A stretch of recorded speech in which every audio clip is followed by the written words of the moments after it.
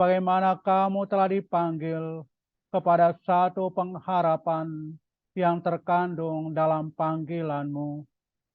Satu Tuhan, satu iman, satu baptisan, satu Allah dan Bapa dari semua, Allah yang di atas semua dan oleh semua dan di dalam semua. Tetapi kepada kita masing-masing telah dianugerahkan kasih karunia menurut ukuran pemberian Kristus.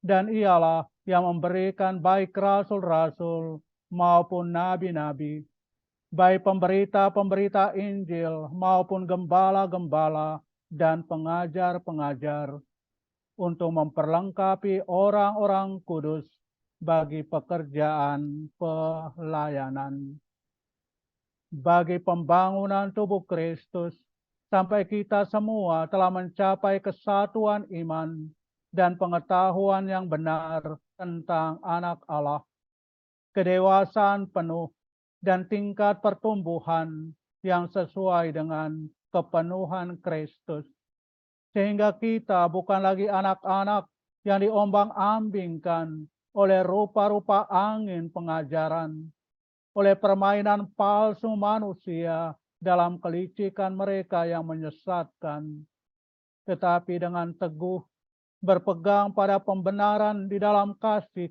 kita bertumbuh di dalam segala hal ke arah Dia, Kristus yang adalah kepala. Daripadanya lah seluruh tubuh yang rapi tersusun dan diikat menjadi satu oleh pelayanan semua bagiannya, sesuai dengan kadar pekerjaan tiap-tiap anggota, menerima pertumbuhannya dan membangun dirinya dalam kasih. Demikianlah sabda Tuhan.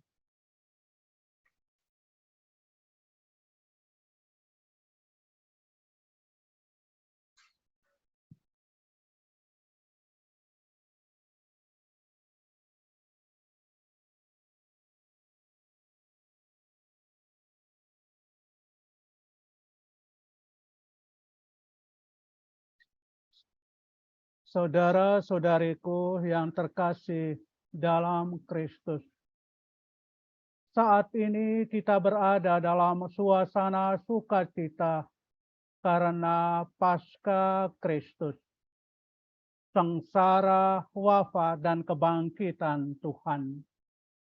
Peristiwa ini sebagaimana kita renungkan dan kita ketahui, bersumber dan mengalir dari kerahiman Allah. Oleh karena itu kita merayakan kemenangan Kristus atas dosa dan kematian. Dan hari ini sampailah kita pada hari yang kelima. Tema hari ini sebagaimana disampaikan kepada kita sesuai dengan pesan Yesus kepada Santa Faustina adalah kerahiman Allah bagi jiwa-jiwa mereka yang tersesat dan memisahkan diri dari gereja. Dalam syahadat para rasul, kita tahu bahwa kita percaya akan gereja yang satu. Katekismus Gereja Katolik nomor 813 membantu kita untuk memahami rahasia kesatuan gereja. Pertama, menurut asalnya, yaitu bahwa pola dan prinsip terluhur misteri itu ialah kesatuan Allah Tritunggal dalam 3 pribadi, Bapa, Putra, dan Roh Kudus. Lalu kedua, menurut pendirinya, sebab Putra sendiri yang menjelma telah mendamaikan semua orang dengan Allah dan mengembalikan kesatuan semua orang dalam satu bangsa dan satu tubuh.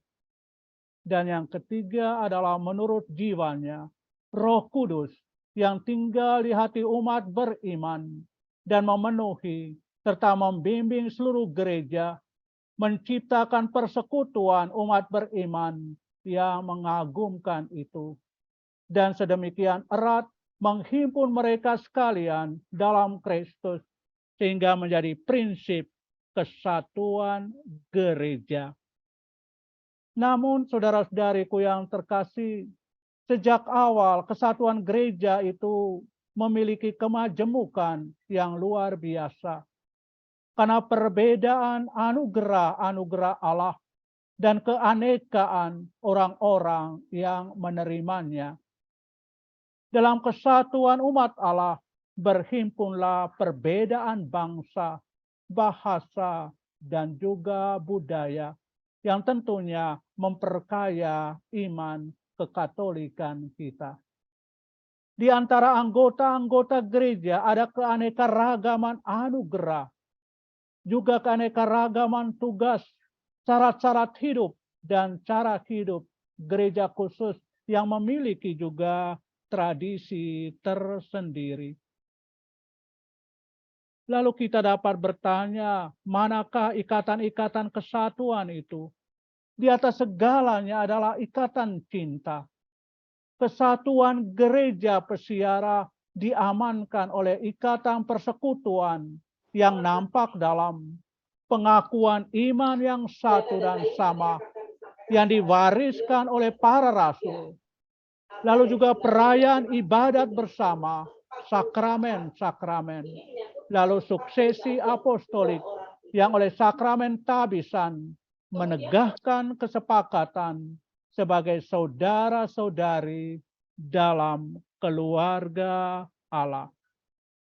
Dalam gereja Katolik kita tahu yang dipimpin oleh pengganti Petrus, yaitu Paus dan para uskup dalam persekutuan dengannya.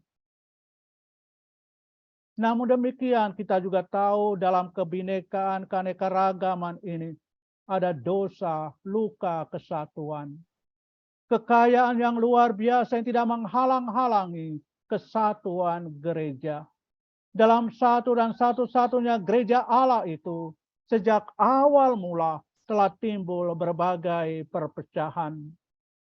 Dan perpecahan-perpecahan yang melukai kesatuan tubuh Kristus tidak terjadi tanpa dosa manusia. Saya tegaskan bahwa karena dosa manusialah yang melukai kesatuan tubuh Kristus. Atau perpecahan yang terjadi yang melukai kesatuan tubuh Kristus itu terjadi karena dosa manusia.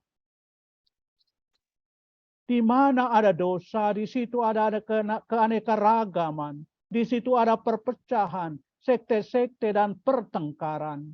Di mana ada kebajikan, di situ ada kesepakatan, di situ ada kesatuan.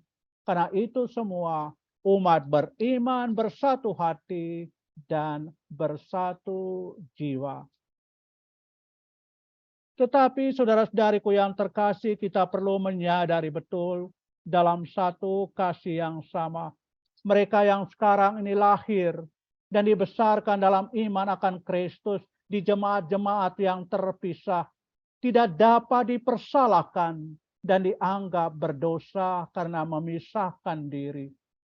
Gereja Katolik merangkul mereka dengan sikap bersaudara, penuh hormat dan cinta kasih.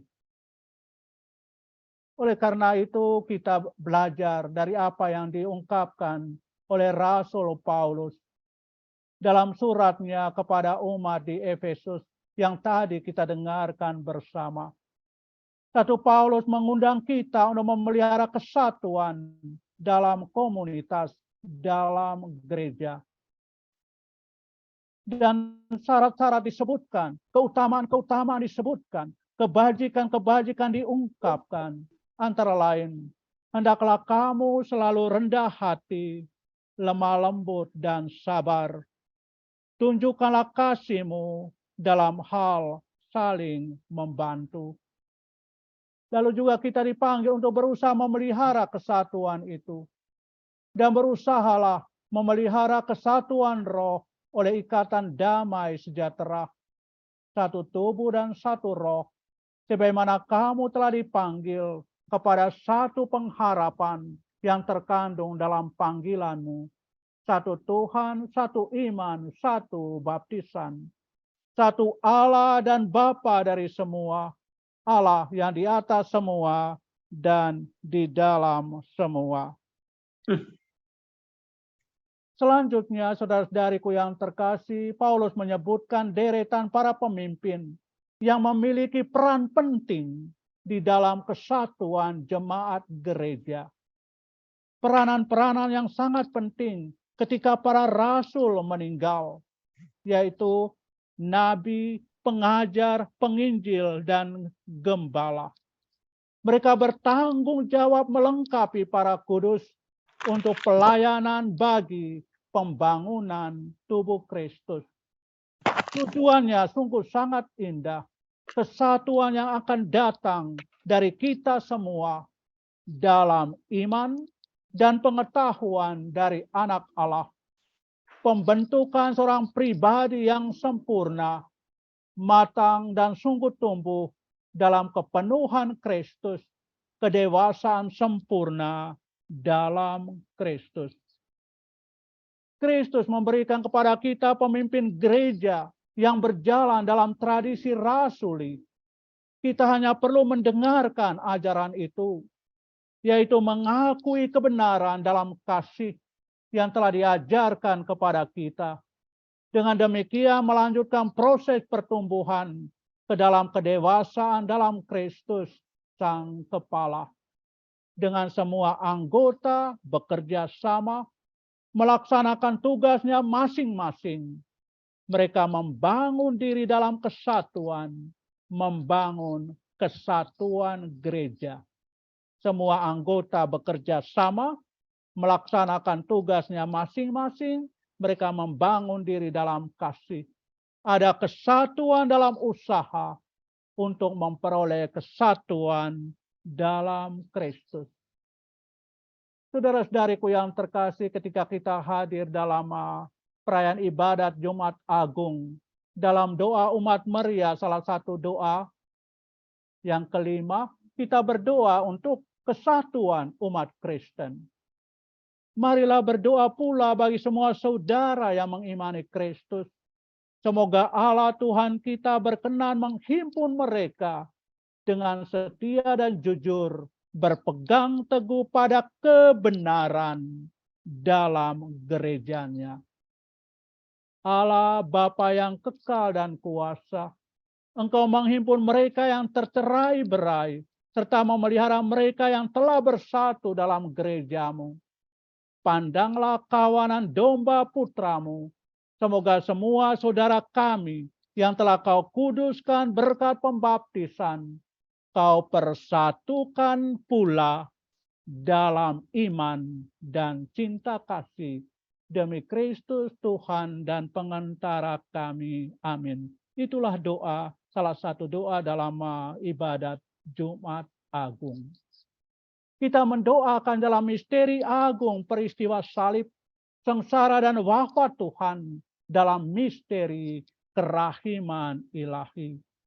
Kamu telah ditebus dari cara hidupmu yang sia-sia, yang kamu warisi dari nenek moyangmu itu, bukan dengan barang yang fana, bukan pula dengan perak atau emas, melainkan dengan darah yang mahal, yaitu darah Kristus sendiri.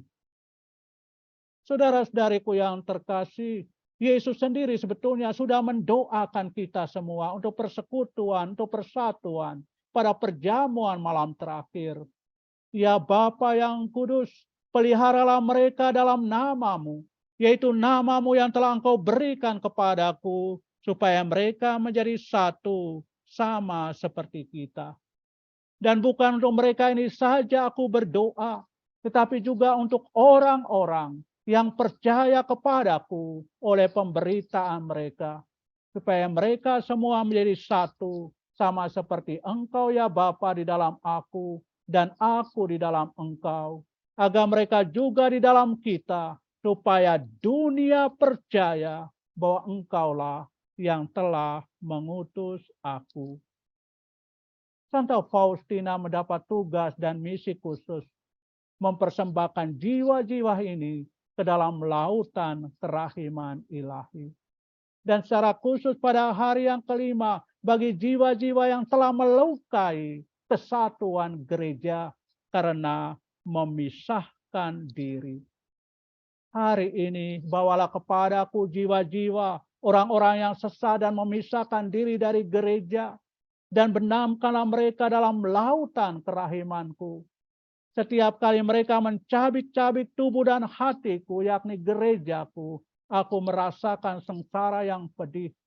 Begitu mereka kembali kepada kesatuan dengan gereja, luka-lukaku menjadi sembuh, dan dengan cara itu mereka meringankan sengsaraku. Sebagaimana tadi juga sudah dibacakan, suatu harapan yang sangat indah dari Yesus sendiri, bahwa lukanya akan sembuh ketika orang kembali bersatu. Santa Faustina mempunyai keyakinan begitu besar bahwasanya arus kerahiman terus mengalir bagi jiwa-jiwa tersebut. Bahkan bagi mereka yang sudah mengoyakkan busana kesatuanmu, arus kerahiman terus mengalir dari hatimu. Kerahimanmu yang maha kuasa, oh Allah, dapat mengantar jiwa-jiwa ini keluar dari kesesatan. Saudara-saudariku yang terkasih, bersama Santa Faustina kita juga mendoakan mereka.